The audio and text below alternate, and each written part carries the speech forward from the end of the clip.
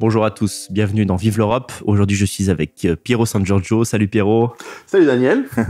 Eh bien, la dernière fois que je t'ai reçu dans l'émission, c'était il y a 4 ans. Déjà, le temps passe vite, tu sais. Et à l'époque, j'étais chez toi, donc j'étais chez un essayiste. Et là, on te retrouve romancier. Ça va être un peu l'argument de cette nouvelle rencontre. Tu as écrit un roman, Giuseppe, ici, aux éditions Culture et Racines. Et j'ai lu ce roman et franchement j'ai été étonné parce que tu sais, c'est comme si je te disais en off tout à l'heure, quand quelqu'un est dans une catégorie essayiste ou philosophe, en général quand il essaye à autre chose ça marche pas trop, et là j'ai trouvé que ça marchait. Donc déjà je voulais te féliciter là-dessus, j'ai été agréablement surpris, et surtout par l'originalité de l'histoire. Alors t'en as déjà parlé sur d'autres plateaux, on va dire de médias alternatifs, mais comment on pourrait présenter en quelque sorte l'histoire de Giuseppe? C'est vrai que c'est une histoire qui est pas du tout, très peu connue en France, puisque la France a eu ses propres péripéties pendant la Deuxième Guerre mondiale, avec donc des témoignages de Français qui ont eu leurs histoires de prison dans les camps, de résistance pour quelques-uns, de collaboration pour la majorité. Enfin bref, la France a ses histoires, son histoire. C'est le passé. Oui, mais puis les gens, ils font ce qu'ils doivent faire, puis c'est comme ça. En Italie, en revanche, l'histoire était complètement différente. D'une part parce que l'Italie a commencé la guerre alliée à l'Allemagne, dans un régime, le régime de Mussolini, le régime fasciste. Et puis parce que l'Italie a changé de camp pendant le conflit. En plein milieu, en fait. D'une manière assez rocambolesque et assez foutraque. Et alors en Italie, c'est très connu, c'est moins connu ailleurs. Et puis, il y a alors cet aspect qui n'est pas du tout connu dans la plupart des pays autres que l'Italie, c'est que les soldats italiens capturés par l'Allemagne, lorsque l'Italie change de camp, puisqu'elle l'a fait d'une manière tellement à l'italienne, tellement mal coordonnée et n'importe comment, en fait, ils ont changé de camp, mais ils ont oublié de le dire aux forces armées. Et donc, les forces armées qui étaient en plus avec des unités allemandes intégrées, parce que les Allemands se doutaient que quelque chose se tramait, ils sont pas débiles, hein, les Allemands. Eh bien, en un jour, l'Allemagne capture plus d'1 million de soldats italiens. Comment c'est possible en une journée? On se dit, quand j'ai vu ça, je me suis dit, mais l'efficacité. L'efficacité allemande, de qualité. Il n'y a rien à faire, quoi. Donc, oui. Ils se retrouvent, alors tous ces soldats se retrouvent, en plus il y a un côté rocambolesque que j'explique un petit peu du point de vue d'un troufion, d'un point de vue d'un soldat, même pas du tout un soldat d'élite, hein, un soldat presque réserviste à cette époque-là, enfin pas tout à fait, mais enfin, et en fait on voit que les Allemands en un jour arrivent à faire pression sur le commandement de chaque unité, à chaque échelon, à chaque niveau, dans chaque pays où les forces italiennes et les forces allemandes sont ensemble. Et finalement, en gros, les soldats italiens qui sont déjà pas très motivés d'être dans une guerre que franchement personne ne voulait en Italie, parce que les alliés naturels de l'Italie sont la France et l'Angleterre, et là, alors que leurs ennemis sont l'Autriche et plutôt l'Allemagne, et là ils se retrouvent dans une situation inverse où depuis 1940, l'Italie en plus fait un coup de pute à la France en l'attaquant alors qu'elle est déjà battue. Donc, c'est pas très sympa, quoi. En plus, c'est un allié naturel de l'Italie, un allié traditionnel. Et donc là, il se retrouve soudainement de ne plus être en conflit avec la France, l'Angleterre, les États-Unis, la Russie, parce qu'ils étaient en guerre contre tout le monde, en fait. Et tout d'un coup, pas tout à fait en guerre avec l'Allemagne, puisqu'ils n'ont pas déclaré la guerre à l'Allemagne, mais l'Allemagne, évidemment, les neutralise. Et donc, dit à tout le monde, vous posez vos armes et on va s'occuper de vous. Donc, les gens disent, on va s'occuper de nous, ça veut dire qu'on rentre à la maison. C'est la fin de la guerre. Youpi. Non. Ils sont emmenés en train en Allemagne, où ils vont être internés. Et internés, ce n'est pas être prisonnier, parce que les prisonniers de guerre, protégés par la Convention de Genève, et les Allemands ils sont très, enfin le régime nazi, et pour moi, tu sais, pour ceux qui font du jeu de rôle, c'est du lawful evil. Ils sont pas très sympas quand même, mais ils respectent les règles. Et les règles, c'est si tu as signé la Convention de Genève, ce qui est le cas des Français, des Anglais, des Grecs, tout ça, t'es traité vachement bien dans les camps. Oui, il y a un moment dans le livre qui m'a étonné et ému, c'est que tu expliques très bien que par exemple, les prisonniers de guerre anglais, français qui meurent en Allemagne sont mieux traités que les Italiens, parce que ils ont une cérémonie militaire d'hommage, auquel n'ont pas droit. Eh bien, les travailleurs italiens qui ont été. En fait, l'Italie est considérée à partir de 1943 comme traîtresse. Absolument. Et les soldats italiens sont considérés comme des traîtres, donc ils sont très maltraités. Et en plus, ils ne sont pas des prisonniers, ce sont des internés. Oui. Et en tant qu'internés, en plus, le fait qu'ils se soient mal battus, Oui. ils n'ont même pas ce respect qu'a le combattant envers l'autre combattant. Les Français ont perdu face à l'Allemagne, mais ils se sont battus, et ils se sont même bien battus. Les Allemands reconnaissent cela. Oui. Pareil pour les Britanniques, pareil pour les Américains, qui sont dans des camps où ils ont accès au paquet de la Croix-Rouge, où ils ont accès à une nourriture et à un travail raisonnable. Les Italiens, ils sont juste entre le Russe et le Tchèque. Ils sont très très bas dans la hiérarchie. Parce que les Allemands, comme tu vois dans le livre, ils sont assez carrés dans leur organisation des camps. Je veux dire, rien n'est laissé au hasard. Là. Comment on nettoie les latrines, comment on se nettoie tous les jours, comment on passe à la douche. Tout ça, c'est très organisé. Il n'y a rien qui est...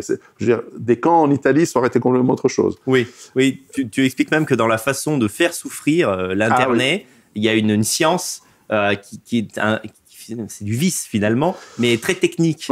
Et ça fait mal au cœur, franchement, à lire. Et j'ai recroisé évidemment cette histoire de Giuseppe avec d'autres témoignages, d'autres personnes qui ont vécu la même chose. Et étonnamment, tout le monde raconte un peu la même histoire, où en fait, il y a vraiment ce paradoxe du slogan des camps allemands, qui est Arbeit macht frei, donc le travail rend libre. Et en fait, les prisonniers se posent toujours la question si c'est de l'ironie et du foutage de gueule de la part des Allemands, en disant de toute façon on va vous faire bosser jusqu'à la mort, mais on va vous faire croire que vous pouvez être libre, ou alors si c'est vrai. Parce qu'au fond, quand tu travailles bien et que tu travailles beaucoup surtout, finalement ils te nourrissent mieux. Et donc il y a une forme de hiérarchie, c'est très hiérarchique l'Allemagne, il y a une hiérarchie qui se met en place en fonction du mérite. Alors ça paraît paradoxal dans un camp de prisonniers finalement, et en fait on voit dans cette vie de camp que ceux qui vont dans les usines pour travailler dur dans l'industrie allemande, qui risquent de se faire bombarder par les Américains ou les Anglais, finalement ils sont mieux nourris, puis finalement ils survivent. Ça va, Ceux qui essaient de tirer au flanc, ou parce que justement il dit je suis étudiant, est-ce que je peux faire du travail bureaucratique? Non, toi tu vas couper du bois parce que t'es un étudiant, tu sers à rien. Et là, non seulement tu fais un boulot extrêmement dur, mais en plus on ne nourrit pas parce qu'on en a rien à foutre du mec qui coupe du bois. Donc en fait, on sent que dans l'idée de la gestion allemande en fait, des conquis, des soumis, il y a une volonté qui est en partie exterminatoire, parce qu'on ne veut pas garder des gens qui servent à rien pendant très longtemps. Les Allemands avaient des plans terrifiants pour l'Europe de l'Est. Je veux dire, souvent les négationnistes, j'en connais pas, mais on va dire, s'il y en avait un ou deux qui écoutent cette émission, je vous conseille vraiment au lieu de vous préoccuper des ordres qui n'existent pas, et c'est vrai qu'il y a des ordres qui n'existent pas, préoccupez-vous des ordres qui existent. Parce que alors, il y a des ordres écrits, signés, tamponnés, bureaucratisés, tout ce qu'on veut. Putain, pour la gestion des prisonniers, moi j'en ai vu quelques-uns à Munich quand je suis allé vérifier que les archives étaient correctes, etc. Il y a des ordres qui ne laissent aucun doute à la volonté d'exterminer des millions et des millions et des millions d'Ukrainiens, de Baltes, de tout ce que vous voulez. Et ce qui est paradoxal aujourd'hui, c'est que par anti-russisme, on a beaucoup de nationalistes ukrainiens qui se revendiquent d'Hitler. Ils ont mal lu le bouquin, quoi.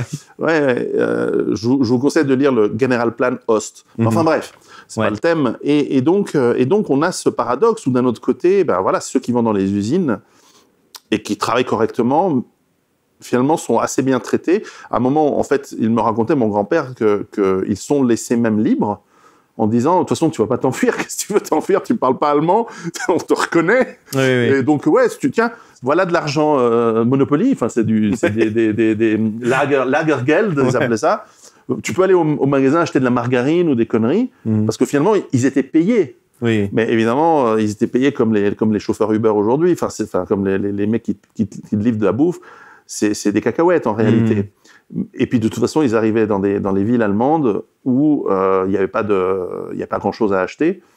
Et la seule interdiction, c'était d'avoir des rapports avec les femmes allemandes. Ça, c'est punissable de mort. C'est vrai. Donc, il y avait quand même des trucs intéressants en Allemagne. Et faut pas tout jeter non plus. Et donc, je plaisante. Ça va encore. Mais ça, c'est vrai que c'est peu connu. Mais c'est vrai que, en gros, par exemple, les prisonniers, parce qu'à un moment, leur statut change d'interné à prisonnier, puisque l'Italie du Sud, enfin l'Italie finalement déclare la guerre à l'Allemagne.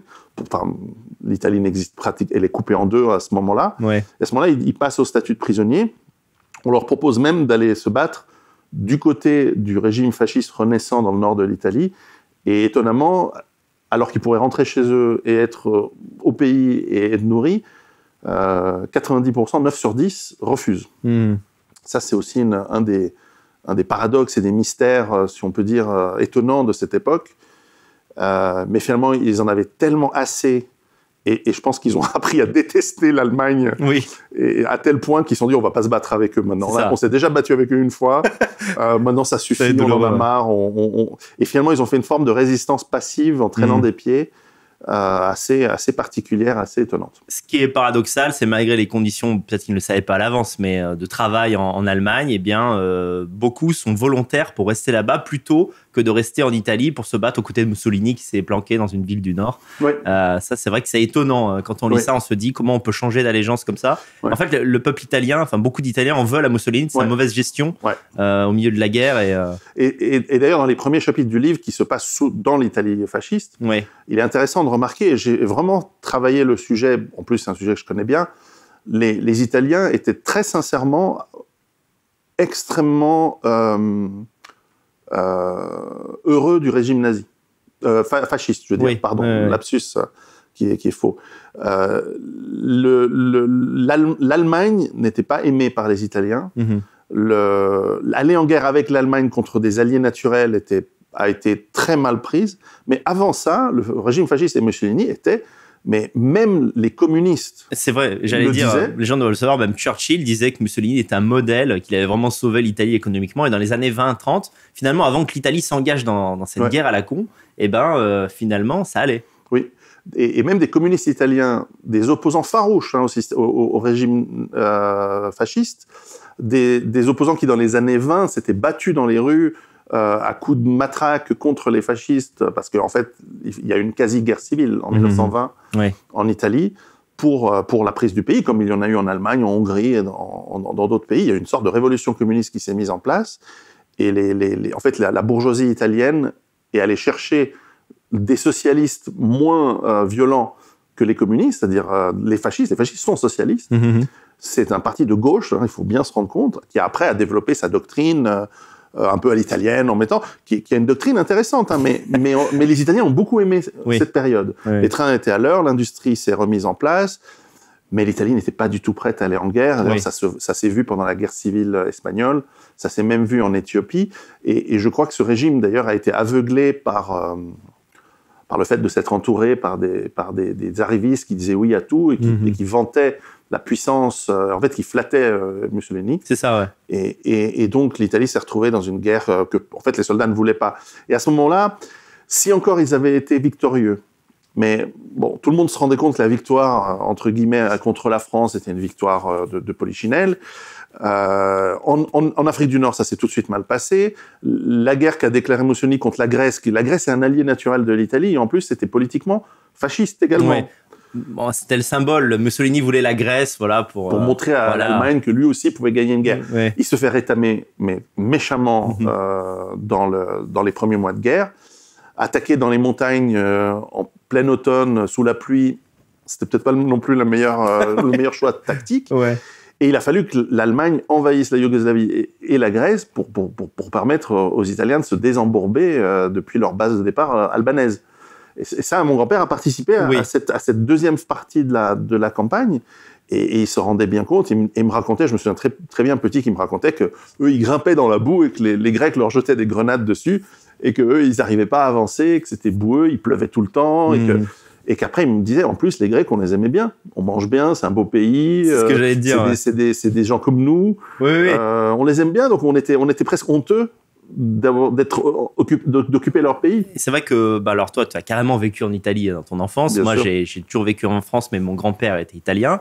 Et une des choses que je me souviens le plus, mon grand-père, mon défunt grand-père, c'est qu'il aimait pas les Allemands.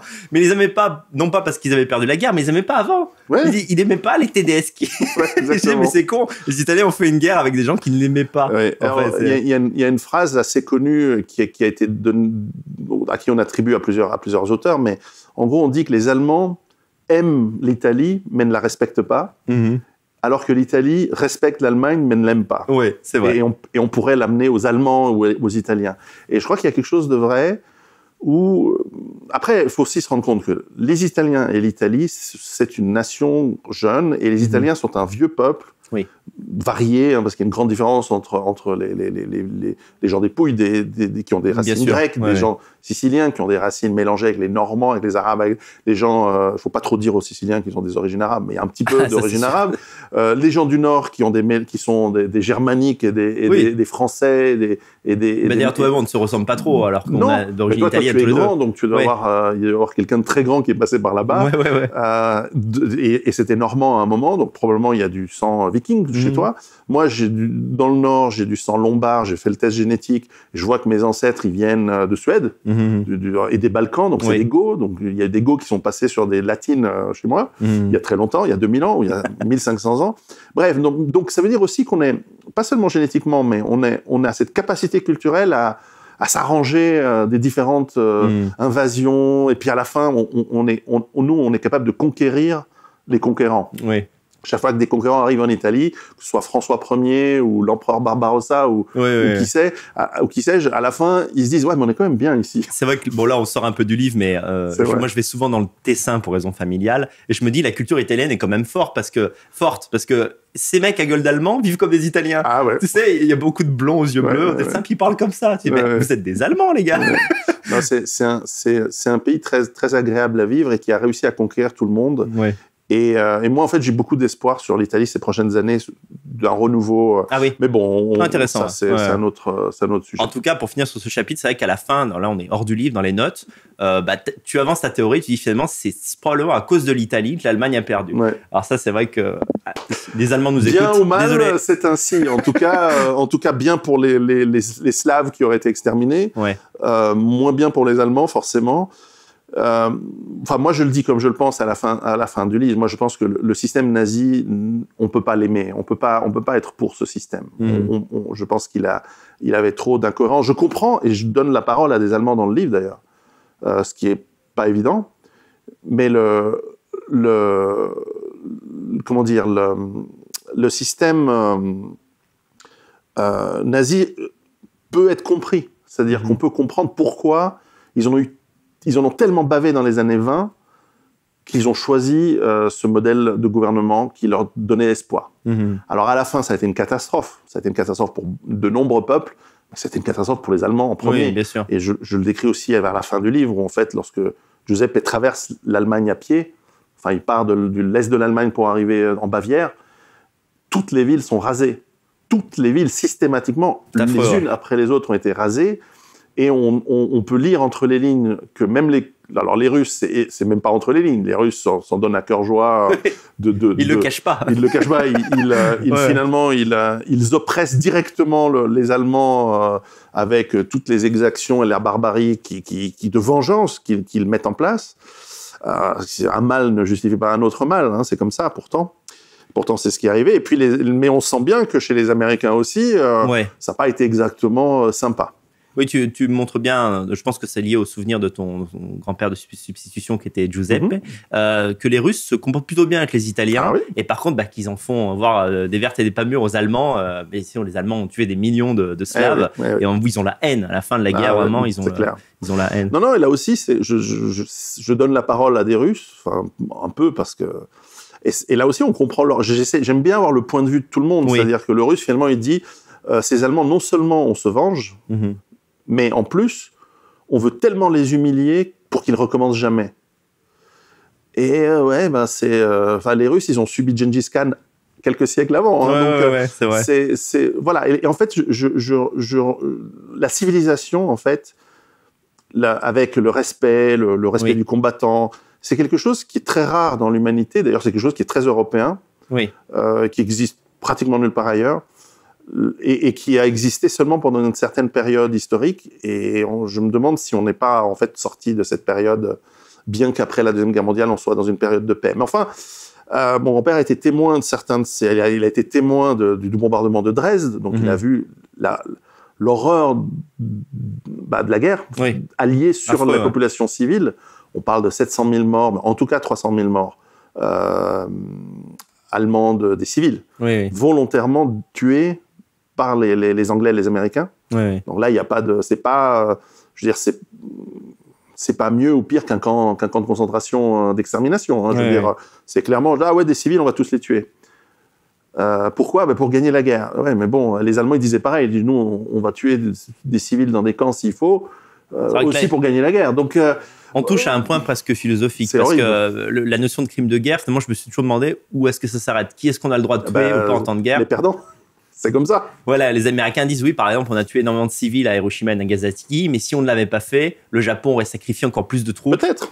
Bon, voilà, apparemment, ils avaient fait des études comparatives, mais c'est difficile à déterminer. En tout cas, voilà, donc je montre aussi la barbarie allemande, si on veut, en tout cas nazie, même militaire, hein, puisqu'en Grèce, le coin où était mon grand-père, et juste avant le changement de camp de l'Italie, c'est aussi le coin, donc je raconte, en fait, ils vont dans un village où, soi-disant, on aurait vu des partisans, donc, et puis on voit bien que les Italiens, ils se disent, ouais, enfin, bon, nous, on ferait pareil, hein, si des étrangers étaient dans notre... Il y a que nous qui faisons pas pareil, mais enfin, si des étrangers occupaient notre pays, c'est normal qu'il y ait une partie qui prennent les armes et qui vont dans le maquis et qui, de temps en temps, font du sabotage, coupent les fils télégraphiques, etc. Donc, ils vont dans le village, puis ils demandent aux Grecs, en disant, est-ce que vous avez vu des partisans ? Et les Grecs disent, non. Alors, les Italiens disent, bon, d'accord, on s'en va. Puis 2 semaines plus tard, arrivent les Allemands qui font le même processus. Est-ce que vous avez vu des partisans ? Les Grecs disent non. Et les Allemands tuent tout le monde. 600 morts dans le village, un truc comme ça. Donc, bref, bon, c'est pas la même culture, c'est clair. Et donc, je montre aussi ça. Alors, on peut en rire aujourd'hui, mais c'est clair que c'est comme... tous ces milliers de villages en Russie qui ont été massacrés. Enfin, c'est quand même... Voilà, j'ai bien fait attention de ne pas montrer qu'il se la coulait douce en Grèce. Je voulais montrer aussi... Alors, je ne décris pas cet événement, mais je le mentionne. J'ai mis abondamment de notes de bas de page pour ajouter des informations que mon grand-père ne pouvait jamais avoir. Lui, il ne pouvait pas savoir le pourquoi, le comment, d'énormément de choses dans lesquelles il a participé. Mais pour que le lecteur comprenne, comme par exemple, tu parlais de pourquoi les Italiens qui ont été libérés par l'armée rouge en 1945, pourquoi ils ont été bien traités. Alors que 4 ans avant, l'Italie avait envoyé des troupes en Russie. Elle avait envoyé 200 ou 300 000 soldats en Russie. Ils ont combattu contre les Soviétiques. Et le régime fasciste était clairement anti-bolchevique. Comment expliquer ce pardon ? Eh bien, c'est parce que Staline est un renard rusé. Staline sait que l'année suivante, en 1946, auront lieu les élections pour la République italienne, ou pour maintenir la monarchie, et que dans ces élections, il a des fortes chances de jouer la carte du Parti communiste italien, qui est inféodé, bien sûr, à Moscou. Et donc, il se dit... Si je traite mal ces Italiens, et comme je prévois de le faire pour les Allemands, je vais les garder pendant 10 ans en Sibérie, dans les mines de sel, pour qu'ils meurent tous. C'est ce qui s'est passé pour les Allemands. 60% de pertes dans les prisonniers... Colossal. Dans les prisonniers allemands ont subi 60% de morts en Russie. Les Italiens, eux, ont été bien traités, et on leur disait en plus, littéralement, en disant, voilà, nous, on vous aime bien. Pour qu'ils puissent rentrer en pays. Ça, c'était stratégique, en fait. Absolument. Et pour qu'ils votent, si possible, pour ceux qui les ont libérés. Ce qu'a fait mon grand-père, d'ailleurs. Il m'a toujours raconté qu'il avait toujours toute sa vie voté communiste, non pas parce qu'en fait, il s'en fichait, c'était un type assez simple, il ne s'intéressait pas vraiment à la politique, mais en revanche, par reconnaissance d'avoir été libéré et nourri. Parce qu'il faut bien se rendre compte que les derniers mois de guerre, même les Allemands très bien organisés étaient complètement à la ramasse. Ils n'arrivaient plus à ravitailler ces camps. D'ailleurs, l'immense majorité de la mortalité dans des camps en Allemagne s'est faite les 2 ou 3 derniers mois de guerre, où il n'y avait plus de nourriture, ni pour les Allemands, ni pour les prisonniers, ni pour les autres. Donc c'est là où la mortalité a été la plus grande. Donc quand ils ont été libérés, à un moment, on voit que ils se posent même la question, tous ces Italiens, ils voient arriver les Russes et ils se disent, bon, est-ce qu'on n'est pas en train de tomber dans pire ? Parce qu'on ne les connaît pas, ils parlent... Et au moins, les Allemands, maintenant, depuis 2 ans, on les a... Oui, on commence à les gérer. Je décris un peu les trafics que surtout les Français mettaient en place. C'était les rois du trafic en Allemagne, les Français. Et les Italiens s'étaient un peu associés à ce trafic, parce que, entre latins, pour niquer le teuton, on arrive quand même à le faire assez facilement. Et là, ils se disent, bon, maintenant, on a les Russes, donc c'est encore autre chose. C'est comme en amour, on sait ce qu'on quitte, on sait pas ce qu'on gagne, quoi. Et voilà. Et donc, ça me fait penser à un nation hongrois qui me disait, un vieux, il me disait pendant la guerre, les Allemands sont venus, oh, bad people, but after, Russian, very, very bad people. Et puis en plus, voilà, les Russes, ils avaient quand même un job, c'était de gagner la guerre, pas tellement de s'occuper des prisonniers. Donc les forces combattantes, ils arrivent, ils libèrent les prisonniers en disant salut, puis ils continuent parce qu'ils doivent aller à Berlin. Ils vont, et puis surtout conquérir le maximum de territoire pour arriver avant les Américains le plus loin possible. C'est ça, oui. Donc il y avait un peu une course contre la montre pour qui allait contrôler la plus grande partie de l'Europe à cette époque-là. Alors c'est vrai qu'ils auraient pu très bien mitrailler les Italiens ou simplement ne pas les nourrir, etc. Mais en fait, on voit qu'il y a eu un effort particulier. Et ça, typiquement, mon grand-père n'a aucun moyen de le savoir. Mais dans les notes de bas de page et dans l'explication que j'ai ajoutée à la fin du livre, j'explique le contexte historique, qui lui aussi est assez méconnu et qui peut sembler effectivement paradoxal. Ouais. Alors il y a un autre côté, un autre aspect dans le livre qui a un sous-titre, une histoire de survie. Et quelque chose qu'on a complètement oublié, c'est la faim, c'est-à-dire vraiment la famine, manquer de nourriture. Et c'est vrai qu'aujourd'hui, on ne peut même plus le concevoir dans quel état on se trouve lorsqu'on ne mange pas suffisamment à sa faim. Et tu dis que Giuseppe, que tu as connu quand tu étais enfant, eh bien, même 50 ans après la guerre, il était torturé par l'idée de ne pas avoir à manger. Donc, il mangeait toujours trop que pas assez. Et ça, on peut imaginer donc, le traumatisme que ça a été... Ah oui, parce que c'est ce que je décris, parce que là aussi, en Allemagne, tout est organisé. Je décris un peu les menus qu'ils reçoivent, qui sont à 90% basés sur en fait, de la pelure de pommes de terre, et de temps en temps une soupe un peu claire. Et les gens, ils ont faim. Ouais. Parce que l'idée, c'était de donner entre 1000 et 1500 calories par jour aux prisonniers. Oui. Et s'ils commençaient à travailler, et s'ils travaillaient correctement, là, on leur donnait de quoi survivre. Donc, on leur donnait de temps en temps un peu de lard dans la soupe, de temps en temps un peu de confiture, un peu de pain, etc. Mais sinon, c'était... minimum. Ils recevaient un pain pour la semaine. Donc, je pense que c'était l'équivalent d'1 kilo de pain pour une semaine. Bon, ça va vite. Hein. Alors, il y a ceux qui le mangeaient directement entier, qui mangeaient tout, comme ça, c'est fait. Et ceux qui le coupaient et qui le cachaient pour ne pas se le faire voler. Parce que malheureusement, il y a aussi ce côté... un peu pathétique, mais compréhensible, du vol. Les gens avaient tout sur eux tout le temps. En plein été, ils avaient leur manteau, leur machin, parce que laisser son manteau, ses couvertures, sa cuillère, sa gamelle, et se la faire voler, c'était ne pas pouvoir manger peut-être au prochain repas, parce qu'on ne va pas les se plaindre, monsieur, on m'a volé ma gamelle, est-ce que vous pouvez m'en donner une autre? Oui, ça marche pas comme ça. C'est un coup de pied dans le cul dans ces cas-là. Le type, il dit, moi, mon boulot, c'est de t'amener de la soupe, si t'as pas ta gamelle, démerde-toi. Donc, il y a ce côté petit, en fait, de l'être humain qui se retrouve dans ces situations. Et la survie, elle passe pour certains de voler le manteau du copain pour essayer de le vendre contre des cigarettes qui te permettent d'acheter du pain. Et donc, tout le monde est un peu à ce mélange de camaraderie, mais de paranoïa. Et parfois même, je décris une bagarre qui finit par la mort d'un des prisonniers, une bagarre entre prisonniers. Et encore une fois, il y a pas, le seul espoir, enfin, ils se rendent bien compte que la guerre finira, mais le seul espoir, c'est d'attendre dans l'incertitude de qu'est-ce qui va se passer. Est-ce que les Allemands vont s'occuper d'eux jusqu'à la fin? Ce qu'eux ne savent pas, c'est qu'Hitler a donné l'ordre, ça aussi, c'est un de ses ordres écrits, de liquider les prisonniers en fin de guerre, y compris les Américains, les Anglais. Au bout d'un moment, il a dit, bon, foutu pour foutu, on va tuer tout le monde. Et d'ailleurs, la gestion des camps avait été passée au SS à ce moment, déjà depuis quelques semaines, vers début 1945, qui étaient un petit peu plus brutaux que les vieux PP qui étaient en fait des soldats de troisième zone, et qui sont pour certains en fait un peu brutaux mais assez sympas. Finalement, ils se lient d'amitié parce que bon, quand un type de 50 ans garde des prisonniers, il a rien à prouver, il n'est pas là pour, il n'est pas stressé, il sait qu'ils vont pas s'échapper.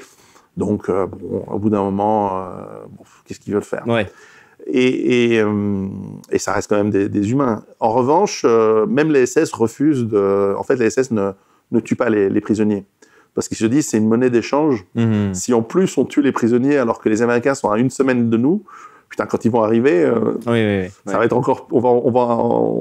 ça va chauffer, quoi. Encore plus que ce qui s'est d'ailleurs passé en réalité, c'est que beaucoup de ces gardiens de camp ont été simplement et purement liquidés, y compris par les Américains et les Anglais et les Français. C'est vrai que c'est peu dit dans nos milieux, mais aussi bien du côté de Mussolini que d'Hitler, il y a une volonté de ne rien laisser à l'ennemi, et même un ressentiment contre leur propre peuple. Mussolini en voulait aux Italiens, qui Hitler les en rendait voulait aux responsables. Et Hitler voulait aux Allemands. Par exemple, Hitler c'est peu connu, mais a demandé à Speer et à d'autres de détruire les infrastructures pour que les Alliés n'aient rien. Évidemment, ça aurait été terrible pour les Allemands. Et là, il y a eu un refus d'obtempérer, même des généraux allemands. Et heureusement, et je crois que pour justement, c'est dans la postface, j'explique qu'en fait, à mon avis, cette époque, elle doit être étudiée avec neutralité, avec compréhension de la population d'ailleurs, d'abord, mais même par rapport aux gens qui ont dirigé ces pays, il faut savoir dire avec justesse quand ils ont fait des choses bien, et il faut le savoir dire avec justesse quand ils ont fait des choses horribles. Et je crois que beaucoup de gens, par réaction au lavage de cerveau et la propagande qu'on a eue depuis 70 ans, où on a tout chargé sur ces régimes, je veux dire, moi je me souviens petit, j'entendais des choses sur le fascisme italien qui clairement n'ont jamais existé. C'est complètement faux. Même, comme tu sais, j'ai des amis juifs, et de la famille par ma sœur, etc., qui sont juifs. Même chez eux, ils se foutent de la gueule, et j'ai des amis d'école, même chez eux, on se fout de la gueule de certaines conneries qu'on a racontées, les abat-jours en pot, les savons à base de graisse, tout ça, c'était des racontards, c'est des légendes urbaines, ça n'a jamais existé. Et donc les historiens sont les premiers à dire, mais non, arrêtez de raconter des conneries. Je veux dire, charger la mule jusqu'à un certain point, bon, d'accord, c'est bonne. Ça rapporte des sous, on est bon. Mais alors, rajouter le savon, les abat-jours, je veux dire, même les expériences de Mengele, enfin, faut arrêter les conneries. Enfin, il y a des trucs qu'on nous a racontés. Et ça, on entendait ça quand on était gamin. Et toi, j'imagine que c'est devenu officiel à l'école. L'abat-jour, pour moi, c'était une réalité. Le manuel d'école avec l'abat-jour sur la couverture. Moi, dans les années 90, pour moi, il y avait des abat-jours en peau de juif. Alors que c'est n'importe quoi. Alors que les Français ont fait des pantalons en peau de Vendéen. Mais ça, en revanche, c'est vrai. C'est un autre temps. C'est un autre temps. Et donc voilà, il faut étudier l'histoire, et c'est un peu avec cette histoire d'un petit gars, quoi. Oui. Qui est ballotté dans le flot de la grande histoire sans. Oui. Parce que la première partie du bouquin, on voit sa jeunesse, où en fait, voilà, il aime bien les gonzesses, il aime bien les danser. C'est vrai. Il bosse, je dirais.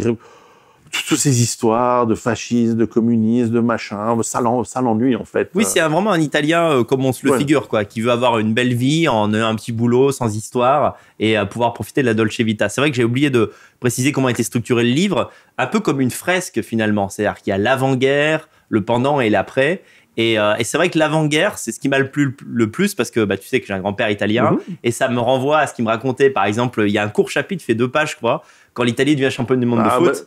Mais mon grand-père m'a parlé tous les jours. Il va dire quelle fierté, c'était incroyable. 2 fois à la suite. 3 fois en plus. Et en plus, c'était l'Italie fasciste. Donc pour Mussolini, c'était aussi un symbole incroyable. Voilà, le sport a toujours été utilisé comme symbole. Alors à l'époque, c'était l'équipe nationale. Aujourd'hui, vous voyez que les chances pour l'Europe sont des bons sportifs, ce qui est en fait assez raciste en réalité quand on il court bien, il joue bien au foot. C'est enfin bon. C'est pas le sujet, mais c'est vrai que le sport a toujours été utilisé pour la propagande, et l'est encore. Et effectivement, oui, la victoire de 1934 et de 1938, les 2 victoires, une en Italie, une en France, c'était du pain béni pour le régime, et puis, encore une fois, pour les Italiens, c'était les héros. Et en plus, il n'y avait pas la télévision. Il faut se rendre compte que les gens... Et puis, personne n'allait au stade. Il y avait peut-être eu 50 000 Italiens dans le stade, ou 100 000, mais tous les autres l'écoutaient à la radio. Et comme personne n'avait de radio, c'était la radio du bar. C'est ça. Donc ils allaient au bistrot. Le bistrot était noir de monde. Il faut imaginer la chose. Et le type disait, oui, alors machin, il passe un truc. Et tout le monde, alors que personne. Et c'est tout dans leur tête, c'est tout dans l'imagination. Oui, c'est vrai. Tu expliques bien. D'ailleurs, je vais lire un court passage où tu montres que l'Italie, qui est un pays nouveau, qui a les 50 ans, et bien en fait, comment la joie patriotique amène à la joie et même à l'enfantement. Et ça m'a touché. Donc là, ça se passe en 34. Et au moment donc la finale de la Coupe du Monde, avec presque toute la ville massée dans le bistrot du village, nous suivîmes la finale de la Coupe Jules Rimet. Donc à l'époque, c'est comme ça que s'appelait la Coupe du Monde, parce que Jules Rimet a été l'inventeur français de la Coupe du Monde. Le tournoi avait opposé 16 nations et l'Italie remporta la finale contre la Tchécoslovaquie. Je ne sais pas comment les gens saluèrent la victoire dans le stade de Rome ce jour-là, mais il est certain que nous avons fait une fête du diable à Casales. Le vin et la bière ont coulé à flot, on dansait. Probablement que beaucoup d'enfants ont été conçus ce soir-là. C'est vrai, ça me rappelle vraiment D'ailleurs, les fêtes de village, c'est encore quelque chose qui existe un peu dans certains coins. Je sais que moi, j'allais souvent à Dolcea, qui est vers la frontière, vers Ventimille. Et les fêtes de village existent encore. Cet esprit-là résiste encore dans les Oui, dans les mes villages parents italiens. se sont d'ailleurs rencontrés dans une fête de village. Ouais. Et donc, c'est certain que la vie, elle est plus forte que tout. Donc, pendant les moments de joie, il y a cette volonté de vivre, aller danser, faire la fête et donc se reproduire. Oui. Et puis, mais aussi lorsqu'il y a la mort, la pulsion de vie est plus forte. On voit ces prisonniers qui, dans les camps, l'un dit à l'autre, à moi, dès que je rentre à la maison, j'embrasse mes enfants, je mange un gros plat de spaghettis et ensuite je vais niquer ma femme à mort parce que ça fait 4 ans que je ne l'ai pas vue. Et dans cet ordre. Et c'est ça qui est marrant, c'est d'abord quand même la famille, ensuite la bouffe, parce qu'il ne faut pas déconner, et ensuite, bon, bah voilà. Oui, c'est ça. Et c'est... Enfin, moi, j'ai souvent eu la larme à l'œil, même en écrivant le livre, parce que forcément... Alors, pour la petite histoire, l'origine du livre est une commande Netflix par mon agent australien, qui a des bons liens là-bas avec la Californie. Enfin bref. Et il me dit, écris un bouquin qui pourrait être adapté au cinéma. Je dis, OK, enfin pour une série télé ou une de ces mini-séries, etc. Moi, je dis, bon, je vais le faire, mais à mon avis, dès qu'ils vont voir ma page Wikipédia... Et puis, de toute façon, je refuserais que ce soit un black qui joue l'histoire de mon grand-père. Donc, Netflix, je suis pas sûr que ça va marcher. Est-ce que tu auras le choix? Bon, alors à la fin, de toute façon, ça s'est pas fait, mais j'ai écrit l'histoire et c'est évidemment le fait que ça puisse pouvoir être imaginé mais tout à fait. comme une petite série. Maintenant, je me souviens que tu en as parlé dès que tu as commencé à parler de Giuseppe. Mais moi, ça m'a sauté aux yeux. Parfois, on dirait un scénario. C'est-à-dire, on se dit finalement, il n'y a pas grand-chose à faire pour en faire un mini feuilleton de 4-5 épides. Amis de TF1, si vous êtes intéressé, je suis très cher. Voilà. Et donc, on voit que encore une fois, c'est du point de vue du petit gars, du mineur, du petit gamin au tout début. En fait, il raconte un peu son histoire. Et puis c'est pour ça que j'ai voulu faire ce premier, tout premier, peut-être même pas un chapitre, d'introduction, qui est la seule artifice temporel puisque on commence où il se retrouve sous les bombardements alliés, puis en fait il se dit mais qu'est-ce que je fous là ? Oui. Et je pense qu'on voit, je sais pas si tu as vu l'évolution psychologique du gars, parce qu'au fond il est lui-même, c'est-à-dire un petit Italien qui a envie de vivre, qui il finit alors il fait son service militaire, il va travailler, il finit en guerre en Grèce, puis il se passe rien finalement en Grèce, il surveille, voilà, et puis tout d'un coup, il finit en Allemagne, et là, ça commence à s'accélérer. Et là, il commence à se dire, ah mais merde, là, on n'a plus à bouffer, il fait froid. C'est chaud, quoi. Ils sont utilisés comme esclaves un peu partout. Bon, c'est la saison des patates, tu vas ramasser les patates, c'est la saison des carottes, tu vas cueillir les carottes. T'as tout le temps des types avec des fusils qui te surveillent.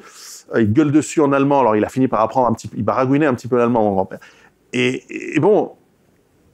et toute sa vie, il a gardé les insultes allemandes. Je me souviens quand j'étais gamin, quand il n'était pas content, il hurlait « Raus, verflucht !»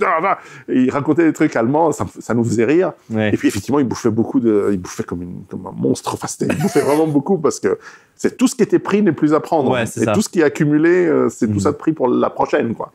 C'est vraiment quelque chose qu'on peut plus concevoir. Est-ce que vraiment même en imaginant des crises énormes, bon, cette année, on a vécu le coronavirus. On a tous pris du poids pendant le coronavirus. Ça, c'est vrai. C'est super chiant. C'est vrai que cette période de surproduction, est-ce qu'on va revivre un jour en Occident la famine ? J'arrive pas à le concevoir. Tu arrives à te projeter en disant peut-être qu'on... Comment ça serait possible finalement dès qu'il y a une crise énergétique, tout s'arrête, ou dès que les États partent en faillite et que plus personne ne veut plus leur allonger la monnaie...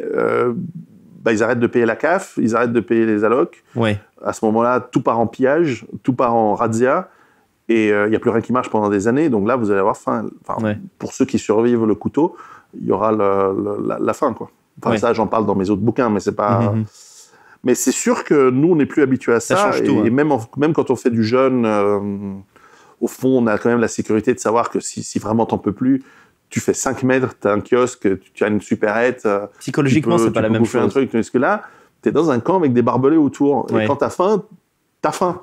Alors, les gens, ils font cuire des godasses, ils se font de la soupe avec de l'eau chaude et du gazon dedans, au bout d'un moment, quand c'est à la fin, quand il n'y a même plus de ravitaillement allemand. Mais tu peux pas sortir. Tu as quand même des types qui te tirent dessus si tu te barres. Donc, tu as faim.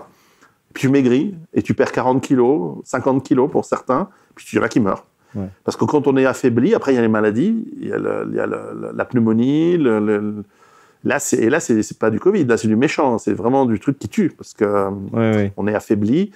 Là, pour certains, c'est la tuberculose. On voit que les Allemands sont terrifiés des maladies. On voit qu'ils veulent tout le monde passe en autoclave.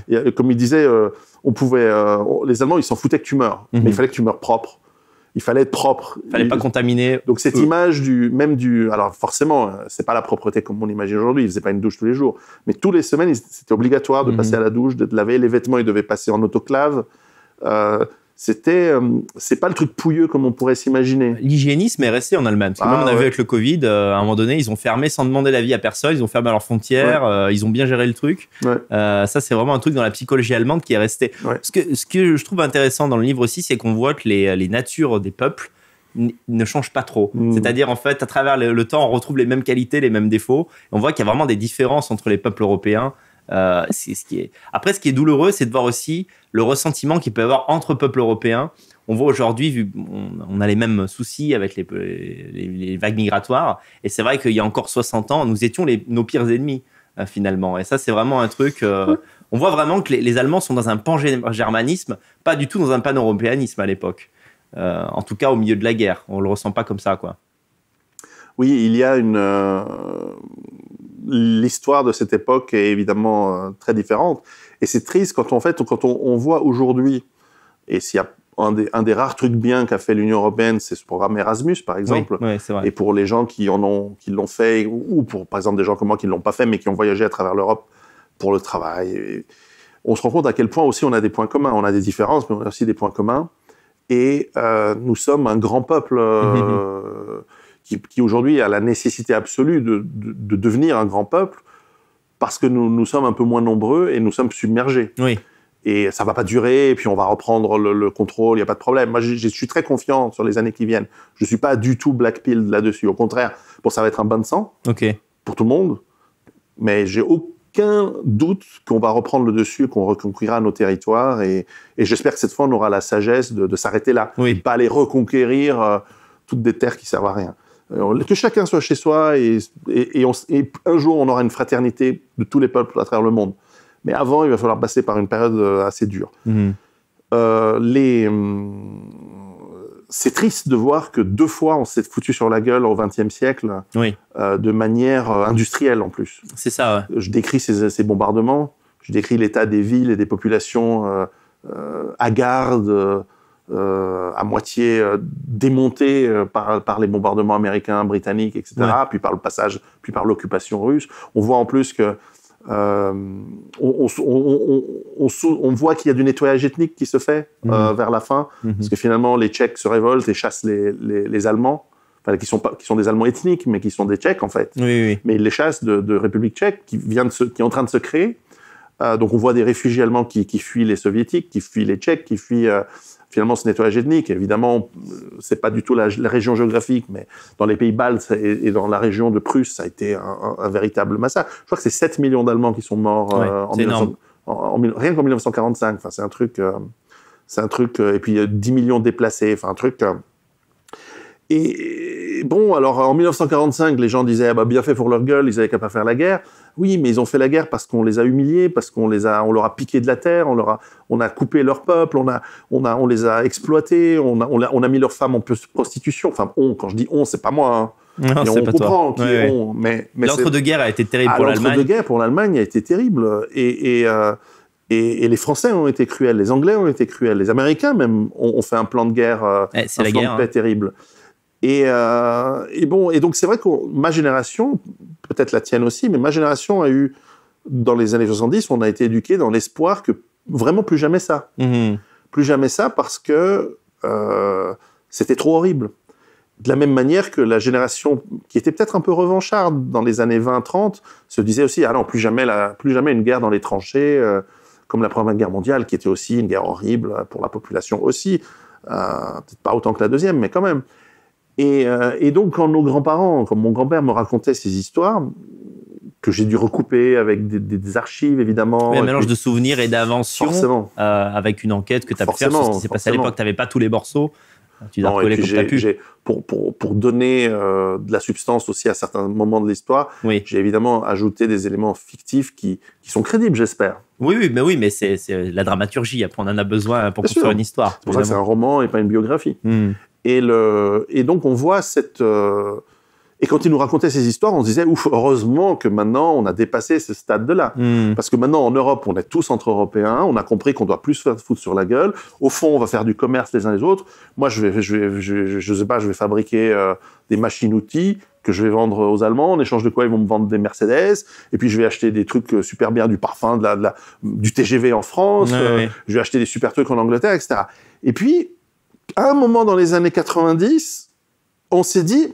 On va faire un truc génial. Alors ça, je sors de l'histoire du bouquin et je tombe dans nos trucs. Je dis, et on va prendre des gens complètement retardés mentaux et super violents. J'ai le droit de dire ça, je cite personne. On sait pas qui c'est. On va prendre des gens retardés mentaux et super violents avec des religions vachement bien. On va les prendre par millions. Ils ont rien à voir avec nous et on va les amener chez nous et vous allez voir, ça va être super cool. Ça va super bien marcher. Eh ben, on est 40 ans après, et on est à ça de la guerre civile. Qu'on va gagner, de toute façon, parce que la première, on va se prendre trois torgnoles dans la gueule la première phase. Enfin, quand je dis nous, c'est les gens pas préparés.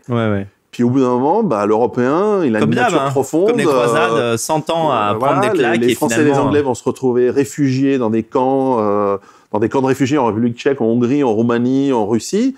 Puis ils vont faire des gosses, parce qu'il n'y aura pas de trucs. Et puis leurs gosses vont se dire, on va récupérer notre terrain. Ils vont reprendre des blindés.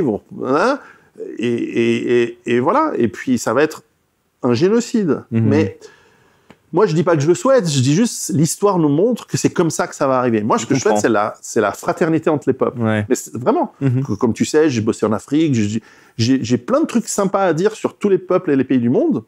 Mais dès qu'on commence à mélanger les trucs les cultures monoethniques sont équilibrées. Bien sûr. Paradoxalement, quand tu vas dans un pays qui est à 95% même non blanc, le Maroc est super paisible. Voilà, ça dépend où. Faut pas trop sortir des sentiers battus. Mais on s'est compris. C'est paisible. La Tunisie, c'est relativement paisible. Mais la plupart des pays monoethniques sont dans la paix interne en général. De temps en temps, il y a des conflits politiques. On l'a eu aussi. Mais tous les pays européens sont passés par ces stades-là. Mais quand tu commences à faire venir des populations, je sais pas, si tu prenais 2 millions de Papous et tu les amènes au Japon, je suis sûr que ça pose des problèmes. De la même manière que si tu prenais 10 millions de Japonais, non, ça marcherait beaucoup mieux. Ça marcherait. Si tu prends 10 millions de Japonais, tu les amènes en France, t'as la France qui est le premier pays du monde. Mais ce serait bizarre pour les Français. Ils se retrouveraient très vite à être les larbins des Japonais. C'est vrai que tu sais, en ce moment, il y a une polémique parce qu'un journaliste a fait un bouquin sur l'extrême droite, Paul Conge, où je suis cité, mais toi aussi, tu es cité d'ailleurs quelques fois. Mais quand il m'a interviewé, ce gars, il me dit, il m'a trouvé un contre-argument. Il m'a dit, oui, vous dites les pays monoethniques, mais il m'a cité Dubaï, il m'a cité un autre truc en Malaisie. Mais Dubaï, c'est super monoethnique. Oui et non, il y a beaucoup d'Européens, mais ils sont pas citoyens. Oui, puis c'est surtout qu'il y a un régime qui est très autoritaire. En fait, les pays qui sont comme ça, où il y a beaucoup de travailleurs étrangers, si c'est pas, il y a pas une autorité féroce, ça marche pas. Parenthèse pour préciser un truc. Ce qui est important, c'est pas tellement parce que on peut très bien imaginer que dans certaines circonstances, tu aies des étrangers dans un pays qui travaillent honnêtement, qui respectent les lois, et ça se passe très bien. Et il y a pas de problème. Moi, je suis pas xénophobe. Ni raciste. C'est-à-dire que, en tout cas pas xénophobe. C'est-à-dire que, mais je pense pas à la supériorité de personne. Simplement, à partir du moment où tu donnes la citoyenneté, tu donnes un pouvoir politique à des autres, qu'est-ce qu'ils vont faire ? Ils vont conquérir ton pays. Forcément. C'est ça. Et alors la manière, comme ils ont l'espoir de conquérir ton pays, un coup c'est par les urnes, un coup c'est par de la pression, un coup c'est par de la guérilla à basse intensité. Terrorisme, machin. Donc, ils vont recevoir de plus en plus de concessions jusqu'au jour où ils ont le pouvoir. Et là, c'est le nettoyage ethnique. L'important, c'est le statut de l'étranger, en fait. L'étranger doit rester... Mais bien sûr. Et il peut être très bien traité. Il peut être parfaitement même dans certains cas extrêmement bien intégrés, avec acte d'héroïsme, machin, on peut donner la nationalité à 3 mecs par année, mais pas à des millions. Oui, bien sûr. Pas à 30% de la population. D'ailleurs, au passage, ma grand-mère est restée italienne toute sa vie. Elle a pas eu la nationalité française. Ça l'a pas empêché d'être très bien en France. Elle s'est jamais plaint de ça, évidemment. Non, bien sûr. Enfin, c'est pas nous qui l'avons décidé. Voilà. Ce qui est fait, c'est trop tard. Ça va être en clash. Et donc, les histoires de cette époque-là, pour moi, sont des histoires qui nous rappellent certaines même réalités anthropologiques, certaines réalités de survie. Et donc, c'est pour ça qu'il y a un lien entre mes autres livres, mes essais, qui sont plus sur comment est-ce qu'on peut se préparer à des temps difficiles, et un livre qui raconte une histoire pendant des temps difficiles. Je dirais qu'il y a deux éléments qui rappellent le reste de ton travail. C'est vraiment la nécessité de la préparation. On voit que les Italiens n'étaient pas du tout préparés à la guerre. On voit cette déconfiture. Et aussi la survie. C'est-à-dire comment, dans un contexte de crise, là qui est extrême, il n'y a pas pire, on a vraiment une sensation de fin du monde. On se dit qu'à l'époque, si la guerre, franchement, avait duré 50 plus, Pierrot, mais il n'y avait plus d'Europe. Il n'y avait plus rien. Et vraiment, on le ressent vraiment dans le livre. Il y a autre chose aussi dont je voulais parler, c'est donc tu as dit que les Allemands avaient du ressentiment, c'est ce qui a créé la volonté de faire la guerre. Et on sent aussi à la fin quand ils approchent de la fin, qu'ils sentent qu'ils vont perdre, la mélancolie et la tristesse. Et vraiment ça, l'Allemand qui se dit, je vais encore perdre. Et ça m'a bouleversé parce que je me suis dit, quand même un grand peuple comme ça, qui 2 ou 3 fois de suite se fait rétamer, c'est dur. Oui, c'est un grand peuple, et quand on étudie l'histoire allemande, on se rend compte qu'il a malheureusement eu un gros défaut qui s'est développé en fait au 19e siècle, où il réussissait tout. Et je l'expliquais, j'étais en vacances en Allemagne avec les gosses cet été, et j'expliquais l'histoire de l'Allemagne aux enfants. Donc je me suis arrêté aux années 20, parce que j'ai pas envie qu'ils se fassent virer de l'école. mais en gros, c'est un peuple incroyablement travailleur. Faut pas oublier c'est un peuple qui est aussi sorti d'un quasi-génocide de la guerre de 30 ans. 50% de la population qui est morte. Donc en gros, ça a dû vachement les focaliser sur le fait de bosser, réussir, etc. En plus, l'éthique protestante mélangée à une grosse base catholique et puis une base sous-jacente païenne assez importante, c'est des gens incroyablement efficaces, travailleurs. Ils ont une langue qui structure leur cerveau pour être parfaitement adapté à l'organisation, à l'efficience. Et en fait, c'est le pays qui est devenu le plus efficient et le plus efficace d'Europe au XIXe siècle. Ils ont tout réussi. Ils ont rétamé 2 fois au XIXe siècle. 1813, Leipzig, 1870, Sedan, la première puissance militaire du monde, la France. Donc les mecs, ils se sentaient plus. Ils étaient donc ce concept un peu de supériorité germanique, la Furor Teutonica, comme on disait, c'était, les Allemands, ils arrivaient, ils t'amenaient des hôpitaux, des trucs, machin, tout ça, mais au moindre pet de travail, ils t'exterminaient ta race. La Namibie, ça a été, et donc ils avaient cette arrogance incroyable. Tu vois, l'arrogance française, l'Allemagne, c'est 10 fois plus, c'est 100 fois plus. Oui, parce que l'arrogance française, c'est une arrogance culturelle. Et puis à la fin, c'est rigolo. Quoi. Elle est raciale en Allemagne. En Allemagne, c'est... Alors bon, les mecs, ils ont perdu 2 guerres. Ils disent, mais comment c'est possible? La première, bon, ok. La première, on a été trahis. C'était leur truc. Coup de poignard dans le dos, on s'est fait trahir, machin, tout ça, on connaît. La deuxième fois, ils se sont dit non, mais là, on a été rasé, quoi. On a été ratamé par plus fort que nous. Finalement, est-ce qu'ils se sont pas dit on a vu trop gros? Parce que c'est ça aussi. Et finalement, ils se sont dit on va quand même leur piner la gueule par l'industrie et par le commerce. Mais c'est ça qui est fou. C'est qu'en fait, les Allemands se prennent le mur de Berlin, le rideau de fer, et finalement. Et ils ont conquis l'Europe par l'Union européenne. Mais je me suis dit à la fin du livre, merde, on se réveille en 2020, c'est encore eux qui dominent. C'est encore eux qui dominent. Alors, ils dominent avec un mélange. En plus, ils s'achètent une bonne conscience par ce pseudo. Une forme d'antiracisme qui est hyper raciste en réalité. Quand on connaît un peu l'Allemagne, on se rend compte que c'est hyper raciste. Parce que les mecs ils disent oui, venez chez nous, ramasser les poubelles, nettoyer les trucs. Et autant en France, on n'ose pas trop le dire, mais c'est vrai. En Allemagne, ils sont explicites. Ils disent ah oui, mais nous on a besoin d'étrangers pour nettoyer les poubelles et les chiottes. Je veux dire non, mais refugees welcome, parce que putain les chiottes elles vont pas se nettoyer toutes seules. Ouais, c'est vraiment ça. Puis qui c'est qui va nettoyer l'usine le soir? Léo. Donc Mouloud, Rachid. Enfin, ils ont pas Mouloud Rachid, mais ils ont Tukur et Mongo, là, tu nettoies les trucs. Alors, si pour ça, en échange de ça, il y a une Allemande qui se fait violer enfin, 50 Allemandes qui se font violer tous les jours. C'est terrible. De toute façon, c'est des prolétaires, du point de vue du riche allemand. Lui, il se dit, c'est de la sélection naturelle. Il y a un dans la mentalité allemande, il y a un côté, je vois. c'est Darwin, quoi. C'est, si on a fait venir des mecs qui coupent au couteau des gens et tout de temps en temps. De toute façon, ils viennent pas dans ma villa et dans mon usine. Moi, j'y gagne. Donc, c'est vrai qu'autant dans l'Union nationaliste, le biais pro-allemand, parfois on se dit ça manque de culture parce qu'on voit quand même que les Allemands ont... Ah, c'est ambigu. Voilà. Non, mais parce qu'on se trompe un peu. On se dit, tiens, les Allemands voulaient la grande Europe, ils voulaient surtout la grande Allemagne dans l'Europe. Ah, bah ouais. Mais d'un autre côté, comment dirais-je, le biais anti-allemand aussi est un peu couillon parce que vraiment, les Allemands ont une qualité propre qui est admirable. Non, mais moi, à la fin, je les aime bien quand même. Mais le truc qui est intéressant, c'est que c'est ça la force qu'on a en Europe, c'est qu'on a... Et c'est là où j'en arrivais dans les années 80, et je voyais arriver le truc. J'étais très pro-européen dans les années 80, parce que je me disais, putain, on a un peuple de mecs hyper créatifs en Méditerranée. On a des mecs super capables d'organiser, de bosser dans les pays du Nord. On a des mecs un peu capables d'être fantaisistes aussi. Enfin, un mélange de tout ça dans les Balkans. On a du super matériau génétique dans les pays nordiques. Je veux dire, ces mecs, ils devraient juste reproduire tout le temps. Ce serait leur job, quoi. Ouais, fabriquer de la suédoise pour les autres. Je veux dire, pensez un peu à... Il y a que 6 millions de Suédois. Putain, les mecs, faites 15 gamines chacun, et puis vous nous les vendez après. Je sais pas. Mais faites quelque chose. Je veux dire, c'est le sommet de la pyramide humaine, la Suède ou la Norvège.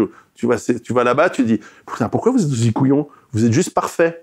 Pourquoi vous êtes couillons ? Pourquoi il n'y a pas 1 milliard de Suédois ? Les bons, ils sont partis vikings, ils ont conquéri le monde. Ils sont allés en Angleterre, puis ensuite ils sont allés aux États-Unis, en Australie. Enfin, c'est eux les... Oui. Mais c'est comme, par parenthèse, je fais une petite parenthèse pro-arabe, c'est rare, mais c'est vrai. Quand tu vas dans les pays du Golfe, moi j'ai pas mal bossé, quand tu vas en fait, quand tu discutes avec des princes, tu vois que c'est des gens très calmes, très posés, plutôt beaux. Et tu dis, mais les mecs agressifs, conquérants, ils sont où ? En fait, ils sont partis il y a 7 siècles, il y a 1400 ans. Ouais. C'est des mecs qui sont aujourd'hui dans les banlieues d'Alger, de Paris. Ou même qui sont métissés dans le Maghreb avec des Africains. Et donc, en fait, il y a parfois des peuples qui deviennent super agressifs. Les Vikings, les Arabes du truc, il y a sûrement eu les Romains, il y a sûrement... Et puis après, ils se diluent, et puis ça se perd, et puis ça renaît à d'autres endroits difficiles. Et les Allemands, ils ont été parmi ces peuples-là à un moment, comme les Anglais, et comme les Français à un moment. Et bref. Et donc, je voyais cette Europe en disant, mais putain, entre le Portugais, le Suédois, l'Écossais, putain, on a un truc vachement intéressant. Bah bien sûr. Si on arrive à mettre de côté les luttes fratricides, on voit l'Europe, on fait un zoom arrière. Ouais. On se dit, moi, par exemple, je fais des études de philosophie, j'admire la philosophie allemande, etc. Je me dis, mais pourquoi on s'est foutu sur la gueule pendant des siècles, bon, quoi. Après, ils ont aussi merdé, hein. Ils ont fait du Marx, allemand, anglais, bon. Ils ont pas seulement. Bon, c'était un fan de Hegel, Marx. Mais par exemple, c'était un étudiant de Hegel, mais c'est vrai que par exemple, Nietzsche, même la musique allemande, la grande musique allemande, autrichienne. C'est une culture incroyable. Donc, et quand on va en Allemagne, quand on visite l'Allemagne, quand on va dans les villes allemandes et qu'on visite un peu leur patrimoine historique, c'est pas que le côté militariste, arrogant. Il y a aussi dans la création effectivement architecturale des trucs. Heureusement qu'ils n'ont pas tous été rasés pendant la guerre. Le palais de Potsdam, là, ça s'appelle comment ? Je sais plus comment il s'appelle, mais c'est magnifique à Berlin ou dans toutes les villes de Bavière où il y a ces traditions qui sont encore maintenues, les petits villages qui ressemblent aux villages suisses, tu sais. Ouais. Bon, presque en sucre d'orge, tout bien, avec c'est vrai. Les fleurs. Tu sens qu'il y a voilà.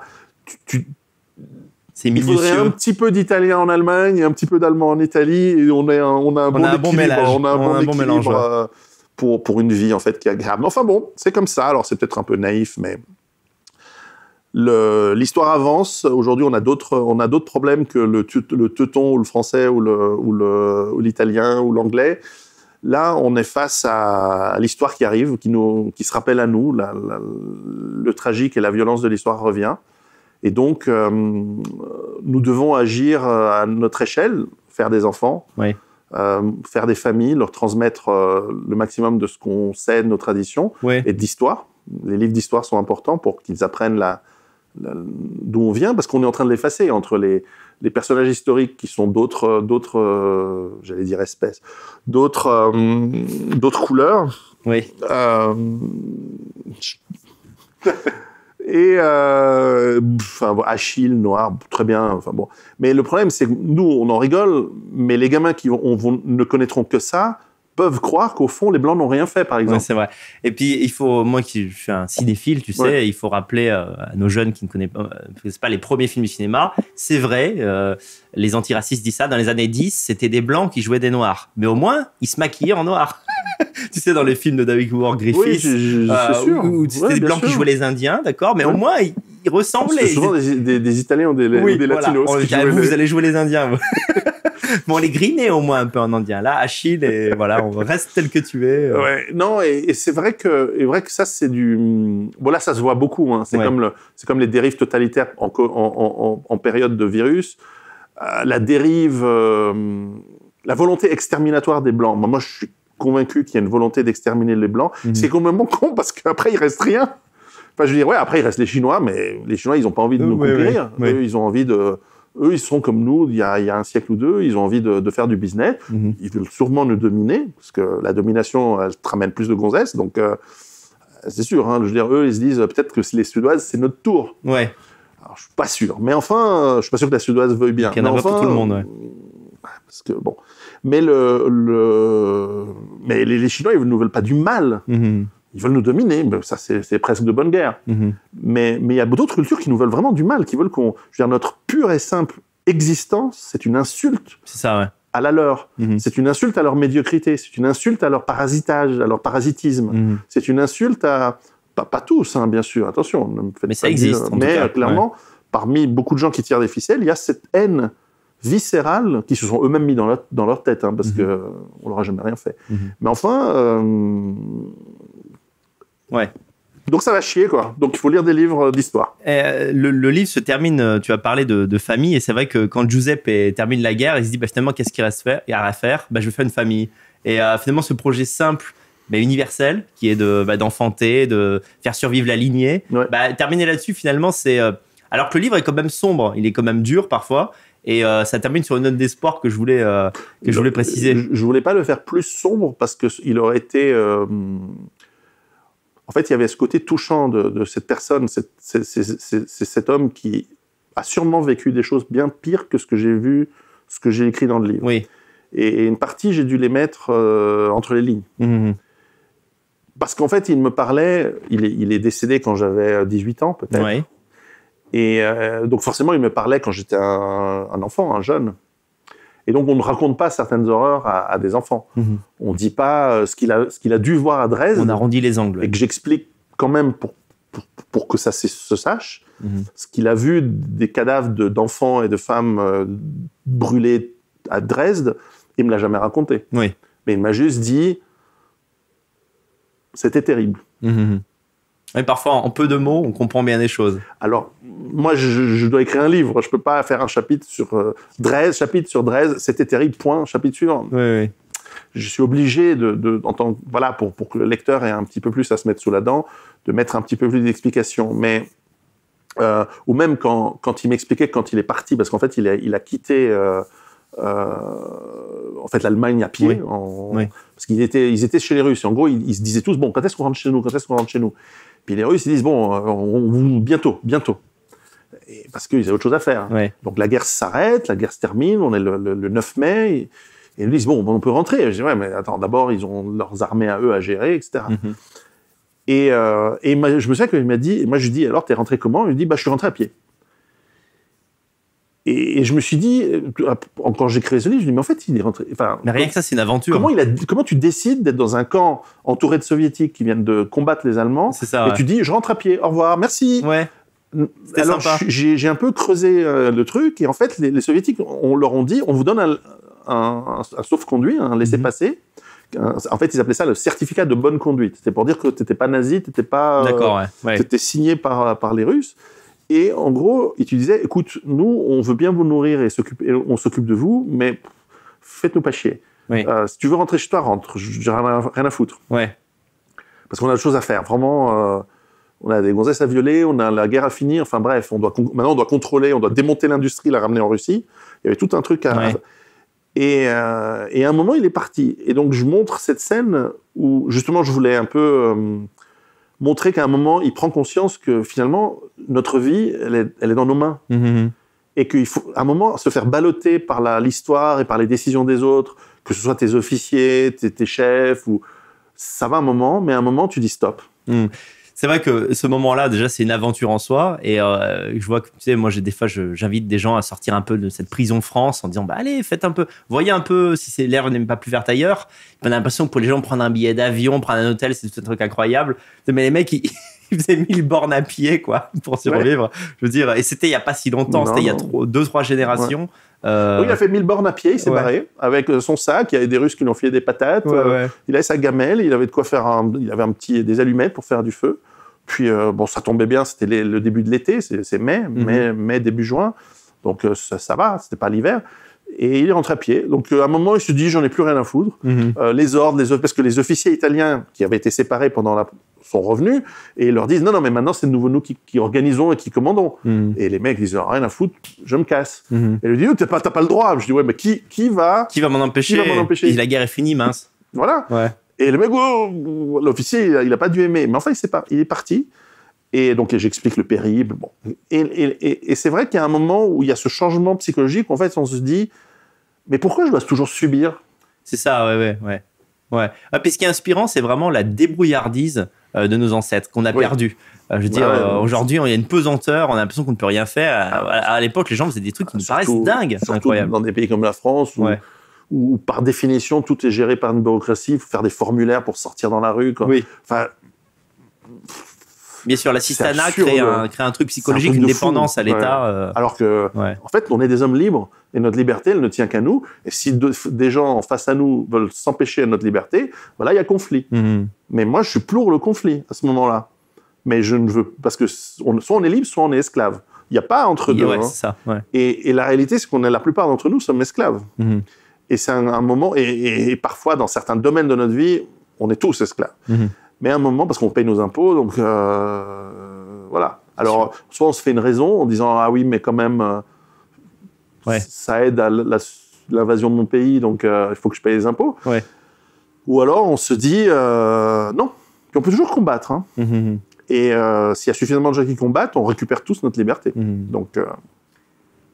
est-ce que tu vas écrire d'autres livres, Pierrot? Ah oui. D'autres romans, j'ai des essais en cours. Mais j'ai projet d'écrire d'autres romans qui seront en revanche plus dans le futur. D'accord. Qui seront des livres plutôt de fiction, d'anticipation. Mais malheureusement, la réalité, elle va tellement vite que j'ai 2-3 ébauches de livres que je dois arrêter parce que c'est en train d'aller plus vite que ce que j'arrive à concevoir. Effectivement. Et même par exemple, des livres comme Archéofuturisme de Guillaume Fay sont des livres extrêmement inspirant pour celui qui veut écrire. Mais par exemple, j'aurais pu écrire quelque chose d'équivalent, peut-être moins bien ou différent que ce qu'écrit Laurent Oberton. Mais ce qu'écrit Laurent Oberton a l'air presque d'être... c'est normal, c'est ce qui va arriver. C'est-à-dire 3 ans après Guérilla, quelque part, Guérilla, ça a lieu, en fait. Oui, on en est là. Et, ou par exemple, Demain les barbares de Franck Poupart, qui est aussi un excellent livre, qui est dans le même thème que Guérilla de Oberton, on y est, quoi. Donc j'essaie de me pousser peut-être pour des livres qui vont se passer dans 50 ans ou dans 100 ans. Ça faut voir très très loin. Voilà, il faut essayer d'aller voir loin pour avoir encore un peu de crédibilité, parce que sinon, ça va trop vite. Et ce que j'ai oublié de dire sur Giuseppe, c'est que tu l'as d'abord écrit en anglais, ce qui est curieux d'ailleurs. Et ensuite, ça a été traduit de l'anglais au français. C'est toi qui l'as traduit? Oui. On a été 2 à le traduire en français pour que ça aille plus vite. Il sortira en anglais, j'espère, pour Noël. Et j'espère qu'il sortira aussi en italien. Il est en ce moment en train d'être traduit en italien. Ça va plaire en Italie, ça, je pense. Je pense bien qu'en Italie, l'histoire est connue, puisqu'il y a eu pléthore de livres, il y a eu une centaine ou 200 livres sur le thème, que j'ai pas tous lus, mais j'en ai lu une bonne dizaine, de livres sortis dans les années 50 et 60. Et puis les gens qui, en fin de vie, écrivent leurs mémoires. Donc il y a eu pas mal de publications dans ce style-là. Donc en Italie, je le fais juste pour que ma famille en Italie puisse en avoir quelques copies. Mais je ne sais pas si ça va être un succès commercial. Celui-là, il se vend. On est en 3 mois, 5000 copies. Ah, quand même. Merci à ceux qui ont fait confiance. Franchement, c'est un bon succès. Pour un roman, c'est beaucoup. C'est presque l'ensemble de l'œuvre de Bernard-Henri Lévy. En termes de vente. Bernard, si tu nous regardes, je sais que tu nous regardes. On t'apprécie beaucoup. Ton dernier livre est pas si mauvais en plus. Ouais. Étonnant sur le Covid d'ailleurs, BHL. Justement. Qui est plutôt, ouais, exactement. Voilà, en fin de vie, il devient bien. Ouais, peut-être qu'il change, peut-être il faut y croire. Ouais. Il se repent. Et j'ai une dernière question sur Giuseppe et l'aspect émotionnel quand même, parce que tu racontes aussi une part finalement de ton enfance par Giuseppe que tu as connu. Est-ce que cette vie à l'italienne, cette Dolce Vita te manque pas un peu maintenant qu'on est dans le travail, tu habites en Suisse? Tu vois, j'ai vu un autre aspect de toi, moins, comment dirais-je, moins dans le travail, moins dans la difficulté de vivre au quotidien, vraiment cette envie de se laisser vivre aussi. Cet ancien monde qui disparaît où finalement on était peut-être plus pauvre, mais on était moins névrosé.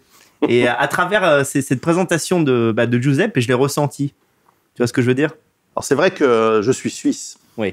Je suis devenu suisse et en vieillissant, en habitant en Suisse, la suissitude, l'helvétisme a pris le dessus sur mon italianité. Oui. Donc après avoir massacré la langue française... On a compris, c'est l'essentiel. Non, mais voilà. C'est vrai que je suis de plus en plus suisse et que ma manière de réfléchir reste de plus en plus helvétique et de plus en plus rationnelle sur le calme, l'ordre. Je pourrais pas vivre dans le chaos italien. Mais parfois, j'ai de la nostalgie et c'est toujours plaisant. Je pars d'ailleurs demain pour quelques jours en Italie, où dans la campagne, qui reste calme, avec quand même des amis d'enfance, des gens que je connais depuis toujours, il y a quand même des liens assez forts. C'est marrant, comme par exemple des gamins avec qui je jouais quand j'avais 4, 5 ans, 6 ans, 10 ans maximum, en Italie, que je retrouvais tous les étés. Eh bien, aujourd'hui, ils ont mon âge, ils sont âgés, comme moi, ravagés par la bonne bouffe et le passage du temps. Eh bien, on a des liens très très forts, malgré tout. Alors qu'on a des vies qui n'ont rien à voir, on a eu des parcours de vie différents, mais ces amitiés d'enfance, elles durent. Donc nos racines, en fait, on doit les entretenir. Je pense que c'est enrichissant de les entretenir, de se dire, bah voilà, je suis un Suisse d'origine italienne, je puise dans mes racines pour développer mon identité, pour qui je suis, c'est pareil, et ça évolue, bien sûr. J'essaie de faire découvrir à mes enfants une partie de leurs origines, qui sont italiennes. De l'autre partie, ils sont très, très suisses, leur mère est très, très suisse, mais avec des origines un peu françaises. Oui. C'est pour ça qu'ils sont un peu chiants des fois, mes gosses. Et voilà, donc c'est toujours intéressant. Donc on a des liens aussi avec la France, on y va. On va toujours dans ce très beau pays mal géré. Et qu'on aime. Moi, j'aime beaucoup la France. C'est parce que j'aime que je critique. Est-ce que tu m'entends critiquer le Congo? Non. Non, parce que j'en ai rien à foutre. Enfin, je suis sûr que c'est des gens très bien là-bas. Mais la France, c'est un pays que je critique souvent parce que j'aime beaucoup. Parce que je l'aime beaucoup. De la même manière que je peux critiquer l'Italie, mais je le fais pas souvent en français parce que mon public francophone est plutôt français. Mais... Moi, je les connais, les critiques sur l'Italie, c'est à l'arrache. C'est un pays qui est à l'arrache. Non, mais c'est vrai, pour plein de choses. Et qui s'est beaucoup amélioré en plus. Oui. Mais je voyais par parenthèse, l'autre jour, il y avait une vidéo d'une nana qui se plaignait et montrait un de ces migrants qui cuisinait un chat à même la rue. Et en fait, pour une fois, je voulais pas être critique. Je me suis dit, mais non, mais en fait, les Italiens, les amis, vous vous rendez pas compte qu'il y a pas si longtemps, nous, les Italiens, on mangeait des chats. On était un pays pauvre et le chat, surtout à Rome, faut faire gaffe dans certains restaurants. En tout cas, il fallait faire gaffe quand j'étais gamin. Ah, tu pouvais manger du chat. Parce que le chat ressemble au lapin. Wow. Aïe. Et il y a beaucoup de chats dans les ruines. Et donc, c'était très connu que dans les restaurants un peu de bas étage, tu avais du chat, en fait, dans ton... Sinon, la qualité des routes, on paye une fortune, les autostrades italiennes, et c'est toujours dégueulasse, c'est toujours mal foutu. Ça, voilà, tu te dis, le pont qui s'est effondré, c'est en Italie quand même. Voilà, quoi. Bon, bref. Bon, en tout cas, les amis, je vous invite vraiment à lire Giuseppe, et vous allez retrouver Piero dans un autre style. Là, vous ne le connaissez pas. Un narrateur, plutôt bon narrateur d'ailleurs, aux éditions Culture et Racines. Voilà, une nouvelle boîte d'édition. Merci Piero. Mais merci à toi. Ça fait 2 fois que tu me reçois. La prochaine fois, tu viens chez moi. Et on a fait une fois une vidéo pendant le confinement, je crois. Ouais, sur Skype. C'était l'année dernière. C'était un peu avant. On avait parlé de la guerre, ça a bien marché d'ailleurs. Et c'est toujours un plaisir en tout cas. C'est toujours un plaisir. Et puis je pense que les gens devraient aussi lire ton roman, qui est très bien. parce que je l'ai préfacé, donc En plus, je préface pas de la merde quand même, je préface des bons livres, non, qui étaient aussi touchants dans un autre registre. Et je pense que pour les gens qui veulent comprendre ce genre de romans et d'autres,